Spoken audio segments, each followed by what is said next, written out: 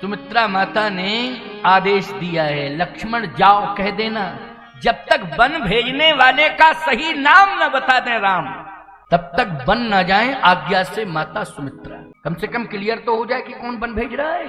आज्ञा से माता सुमित्रा जाओ। लक्ष्मण जी ने कहा अब तो मैं क्लियर पता लगा लूंगा, क्योंकि मेरे भैया आज्ञा का पालन करते हैं ना। आपने आदेश दे दिया ना कि जब तक पूरा पता न बताएं तब तक वन न जाए आज्ञा से माता सुमित्रा। अब लक्ष्मण जी जा रहे हैं दोबारा। आप देखिए कारण सिद्ध होगा, वन भेजने वाले कौन है, वन जाने का कारण क्या है। लक्ष्मण जी जा रहे हैं। जैसे ही लक्ष्मण जी पहुंचे, प्रणाम किया प्रभु राम को। भगवान राम ने कहा क्यों लक्ष्मण, आदेश मिल गया? लक्ष्मण जी ने कहा अभी क्लियर नहीं हुआ है और आपका बन जाना भी कंफर्म नहीं है। हैं? क्यों? ऐसा क्यों? कहे माता जी ने आज्ञा दी है जब तक वन भेजने वाले का क्लियर नाम न बता दें राम, तब तक वन न जाए आज्ञा से माता सुमित्रा। भगवान राम ने कहा लक्ष्मण ऐसा कहा है माता ने, हाँ तो मैं उसकी आज्ञा का पालन करूंगा। देखो क्या बात है, ये नहीं कहा कि कौन होती है, मैं तो मेरी तैयारी हो गई है, अब बीच में इस प्रकार की बात करने की आवश्यकता नहीं है। तुम जाओ चाहे ना जाओ, मैं पहले ही तुम्हें रोक रहा था, तुमने और बवाल बढ़ा दिया आगे। ये दुनिया की बातें देखो कि आज्ञा से मत ना। भगवान राम ने क्या कहा, इतने गंभीर हैं। याद रखना वीर तो आपको बहुत मिलेंगे, लेकिन राम केवल वीर ही नहीं है, गंभीर है। राम जैसा गंभीर संसार में कोई दूसरा नहीं है प्यारे। समुद्र की गहराई को मापा जा सकता है, लेकिन राम के भावों की गहराई को मापने का कोई मापदंड आज तक नहीं तैयार हुआ है। इतने गंभीर हैं श्री राम। सिंधु कोट सतसम गंभीरा। शायद एक बार समुद्र की गहराई को कोई माप ले, लेकिन राम की गंभीरता को मापने का कोई मापदंड आज तक नहीं बना है, ना आगे बनेगा। सरस्वती जी की बुद्धि भी काम नहीं करेगी वहां।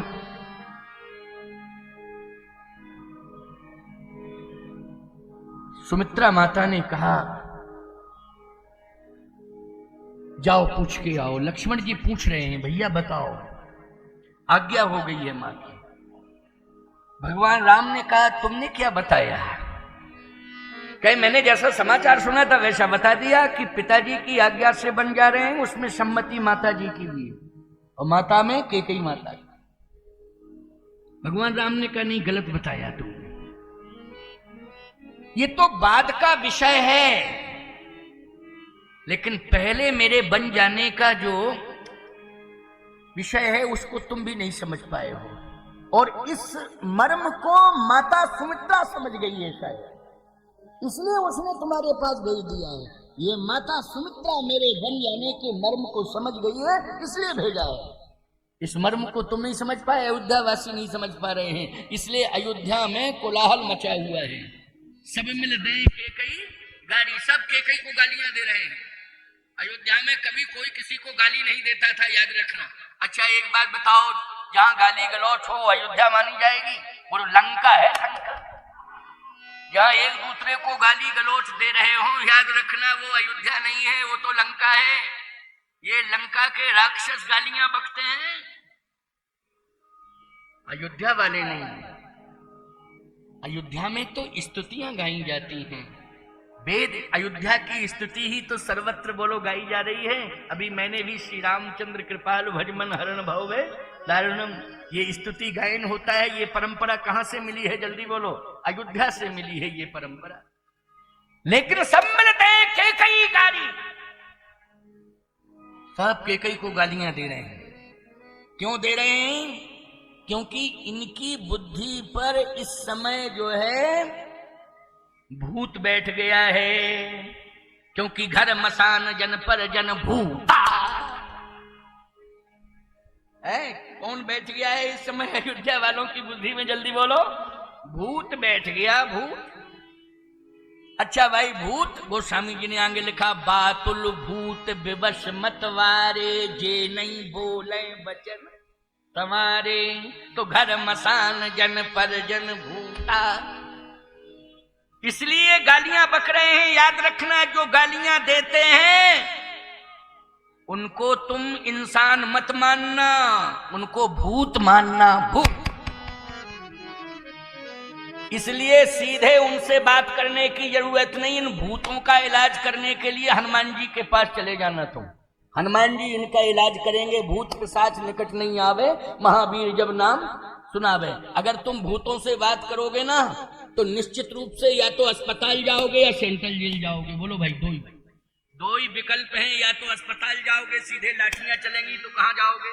अस्पताल जाओगे, और इसके बाद फिर तुम सेंट्रल जेल जाओगे। मुकदमा दर्ज होगा, ना जाने कितनी धाराएं लिख जाएंगी, कितने फंस जाओगे तुम, परेशान। यही होता कि नहीं? और ये धन जो नष्ट हो रहा है, जमीन जायदाद तुम्हारी बिक रही है, ये अनर्गल प्रलाप से ही या तो पुलिस में पैसा जा रहा है, या वकीलों के पास पैसा जा रहा है, या फिर डॉक्टरों के पास इलाज में पैसा जा रहा है। इसलिए वाणी एक अमोल है, जो कोई बोले जान। वाणी का संतुलन बना करके चलो।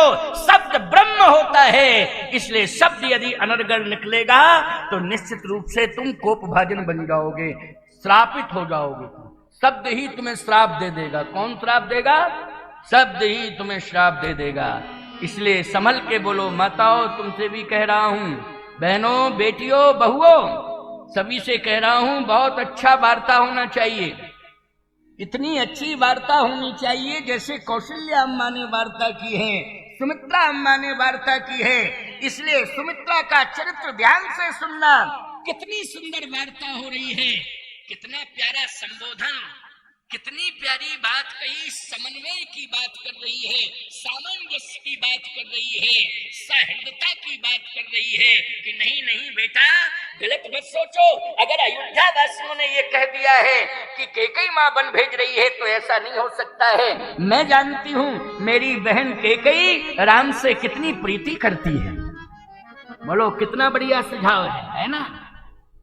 इसी प्रकार से अपनी संतान को शिक्षा दो, संतान को समझाओ, चाहे बेटी हो, चाहे बेटा हो, चाहे नाती हो, चाहे पोते हो।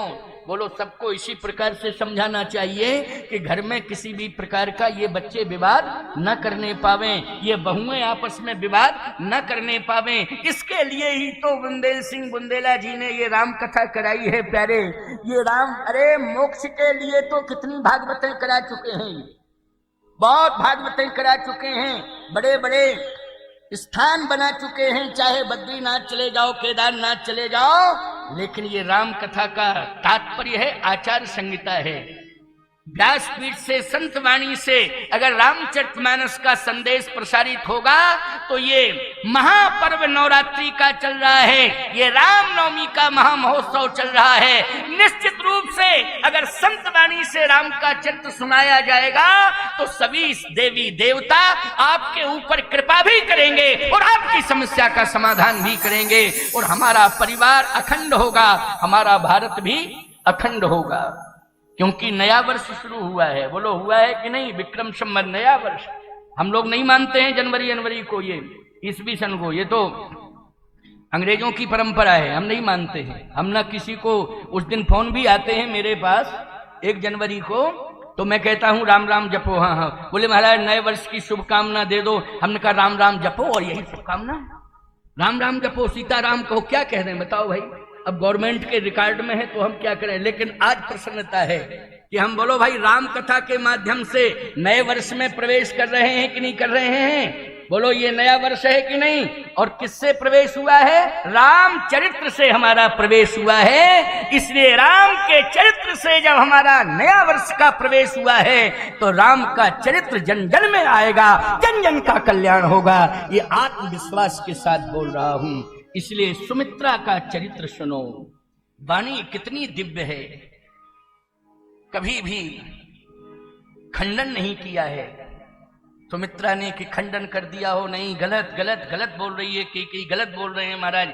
नहीं नहीं नहीं, उन्होंने कहा प्रेम करती है कैकेयी राम से, बहुत प्रेम करते हैं चक्रवर्ती सम्राट। मैं जानती हूं, सभी को पता है, कभी अपनी वाणी से ये कह नहीं सकते हैं कि राम वन चले जाओ।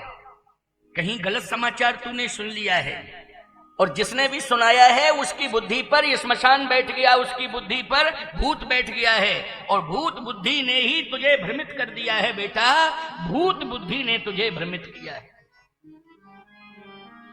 लक्ष्मण जी ने जब प्रभु राम से पूछा तो राम जी ने भी कहा, भैया माता ने मर्म समझ लिया है। मेरी मां कितनी कृपालु और दयालु है। मेरी मां के मस्तिष्क में सदा सरस्वती का वास है, वाणी में सदा सरस्वती का वास है, बुद्धि में सरस्वती का वास है। इसलिए वाणी जो है मर्म को समझ गई और व्यक्त कर दिया। माने मर्म समझ गई है। मैं बताता हूं, मैं पिताजी के भेजने से बन नहीं जा रहा, मां के भेजने से बन नहीं जा रहा, बल्कि माता पिता ने मुझे बनाने का प्रयास किया है कि मेरा बेटा राम बन जाए, बन जाए, बन जाए, बन जाए, बिगड़ ना जाए, बिगड़ ना जाए, बन जाए। क्यों, अर्थ निकल के आ गया कि नहीं आ गया? बोलो भाई, आ गया अर्थ निकल के?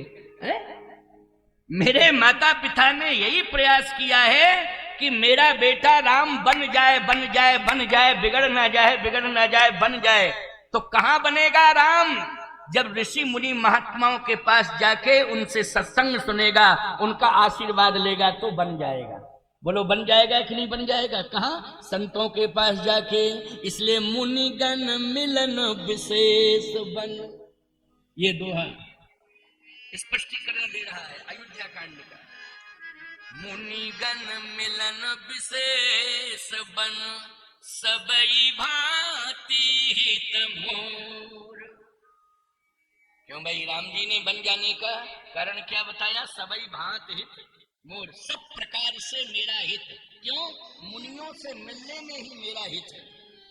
और मेरे माता पिता मुझे मुनियों के पास भेज रहे हैं, इसलिए लक्ष्मण माता मर्म को समझ गई है, सुमित्रा माता। इसलिए मुनिगण मिलन विशेष बन, वो सबई भांत हित मोर। मेरा बेटा राम बन जाएगा, मुनि महात्माओं से मिलेगा, आशीर्वाद मिलेगा, उनकी दुआएं मिलेंगी। निश्चित रूप से इक्ष्वाकु वंश का ही कल्याण नहीं होगा, बल्कि सनातन का कल्याण होगा। निश्चित रूप से सनातन संस्कृति का कल्याण होगा। एक वंश का ही कल्याण नहीं, बल्कि पूरे सनातन का कल्याण होगा। इसलिए मुनिगण मिलन विशेष बन, और सबई भांति हित मोर। इसलिए माता पिता आज्ञा दे रहे हैं, तहीं पर पितु आयस बहुर, सम्मत जननी तोर। राम बन जाए, महात्माओं का आशीर्वाद ले ले, इसलिए सम्मति दे दी है, इसलिए बन जाने की सम्मति दे दी है। लक्ष्मण जी ने कहा, तो इसका मतलब है कि इस मर्म को आपने छिपाया था, बताया नहीं था। अयोध्यावासी नहीं समझ रहे हैं, इसलिए गालियां दे रहे हैं सब। लेकिन आज मैं इस मर्म को मां को सुनाऊंगा। और लक्ष्मण जी फिर वापस गए, फिर वापस जा रहे हैं।